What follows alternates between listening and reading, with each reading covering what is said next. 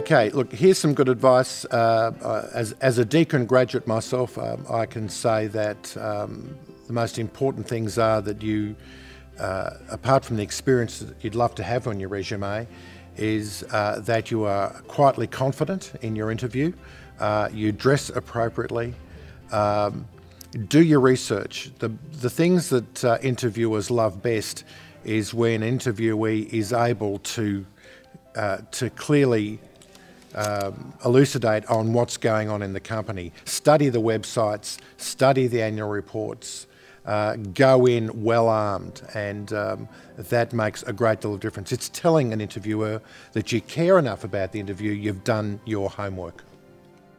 Make sure you do research. Yes. Research. You know, don't rock up and just think you're going to wing it, because you can't.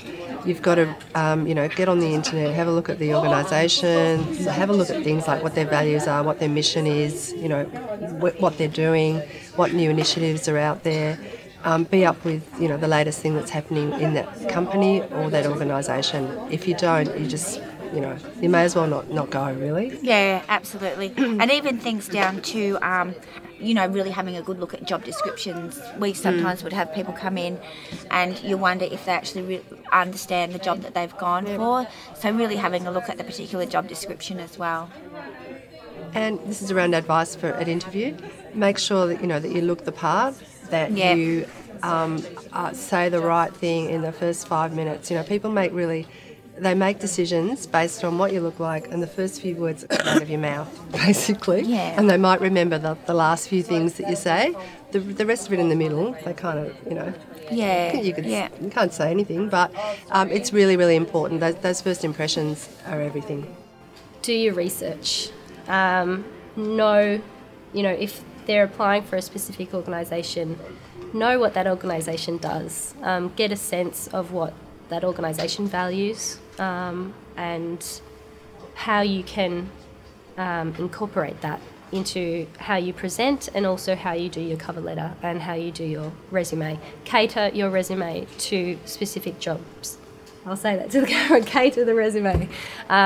Make sure you make it relevant, because what we want to see is that, yes, you have a passion for it, and yes, you're excited by it, but we also want to be able to see that and spot that quite quickly.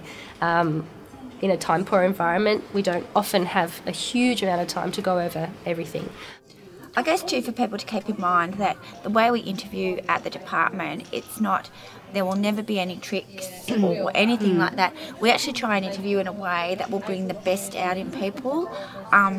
So just to keep that in mind, that it's not some sort of, we're never trying to set people up or trying to trick people with some, funny questions or something. So, yeah. Be prepared for panel interviews. I think that's pretty common now across everywhere, but, at least we would always have at least 3 people on our interview panels. So just be prepared for that. Preparation. Yeah.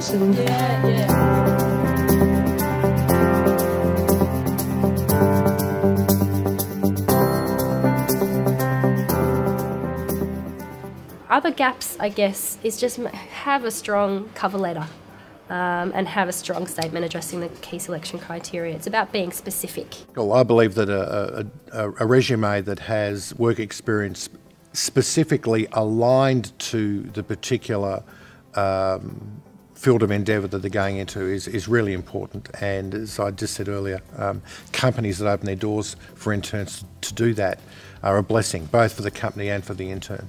So absolutely crucial. I would suggest that they are well informed about the organisation to which they're submitting the job application. I would also suggest that they make sure that they tailor their written application. Too many candidates these days are just sending off applications, firing them off to lots of organisations with no particular sense. When that application is received, there's no sense that there's any sort of particular interest in that job or whatever. So it's important to tailor applications. It's important to actually do a bit of background work and find out about the organisation and the specific position you're applying for. The one thing we look for more than anything else is empathy. And we won't employ anybody without empathy. So that's number one. But just saying that, your qualification will get you the interview, and we'll look at the empathy at the interview. It's very important for students to have work experience on their resumes when they graduate from university. It makes them so much more employable. We certainly found that when we were interviewing the candidates for this role, that those candidates that already had some work experience on their resumes were far more desirable in terms of what we were looking for. Yeah, I mean, you've got this limited amount of time in an interview to make an impression. Having a good posture, obviously hygienically looking very clean and neat and tidy, are just first impressions that you get visibly. Certainly sitting still, straight, looking the interviewer in the eye. A reasonable grasp of the English language always helps, and good articulation as well. Sloppy language, sloppy posture, all of that stuff.